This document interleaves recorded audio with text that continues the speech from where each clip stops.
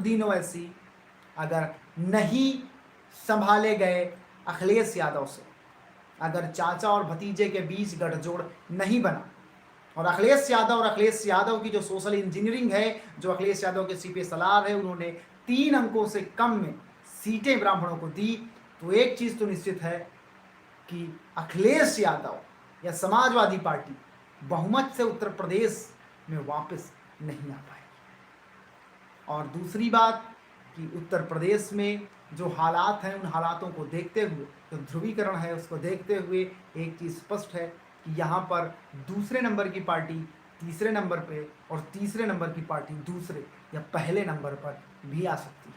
यहाँ कयास ये सारे लगाए जा रहे हैं कि क्या परिणाम होंगे, क्या 6 विधायक पर बची बहुजन समाज पार्टी 2 अंकों में पहुँच पाएगी।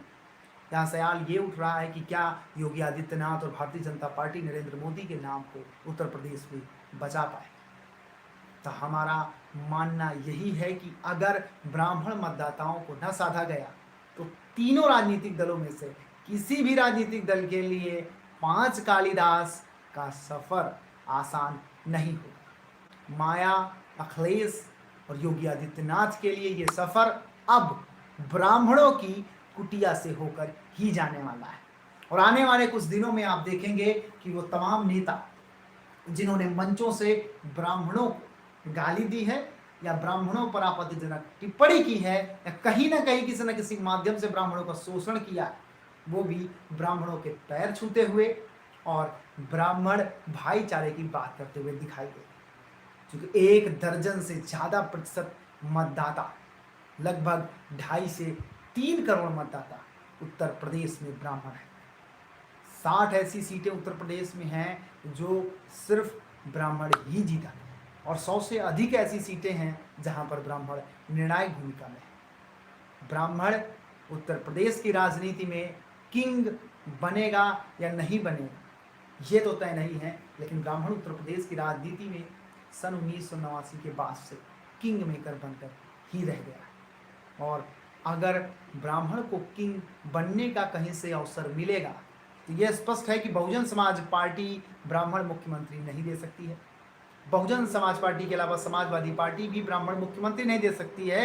समाजवादी और बसपा तो ब्राह्मण प्रदेश अध्यक्ष भी नहीं दे पा रहे, इतनी भी हिम्मत नहीं जुटा पा रहे हैं कि प्रदेश अध्यक्ष दे दें ब्राह्मण, इतनी भी हिम्मत नहीं जुटा पा रहे हैं कि विधान परिषद में नेता विपक्ष का, नेता प्रतिपक्ष का ओहदा भी ब्राह्मण को दे सके। ऐसे में सवाल सिर्फ ये उठता है कि मुख्यमंत्री आखिर ब्राह्मण दे सकता है तो कौन दे सकता है, कौन सी पार्टी दे सकती है।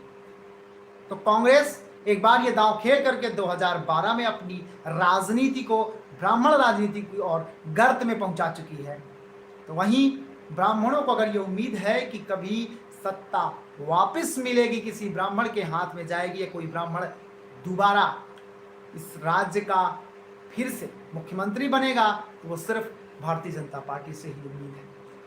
हालांकि फिलहाल योगी आदित्यनाथ के नेतृत्व पर चुनाव लड़ा जाएगा, ये चीज राष्ट्रीय अध्यक्ष जेपी नड्डा सहित तमाम नेताओं ने स्पष्ट कर दी है कि योगी आदित्यनाथ ही उत्तर प्रदेश में मुख्यमंत्री के दावेदार होंगे।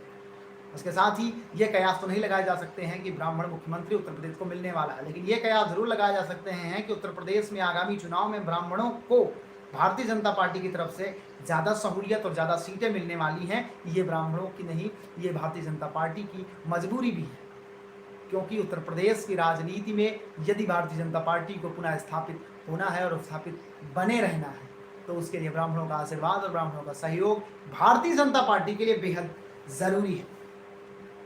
तो यही इन्हीं बातों के साथ आज मैं अपनी YouTube लाइव को यही विराम देता हूँ। और आप लोगों ने ध्यान से इसे देखा या सुना, और आपको इस टॉपिक पर, ब्राह्मणों की राजनीति पर जो भी विचार हैं वो आप कमेंट बॉक्स में दे सकते हैं। और अगले बार जब हम लाइव आएंगे तो कमेंट बॉक्स में आप लोग कमेंट करेंगे और उस पर चर्चा भी होगी और चर्चा में भी आप शामिल हो सकते हैं। अपना कीमती समय देने के लिए और इस वीडियो को देखने के लिए बहुत बहुत धन्यवाद।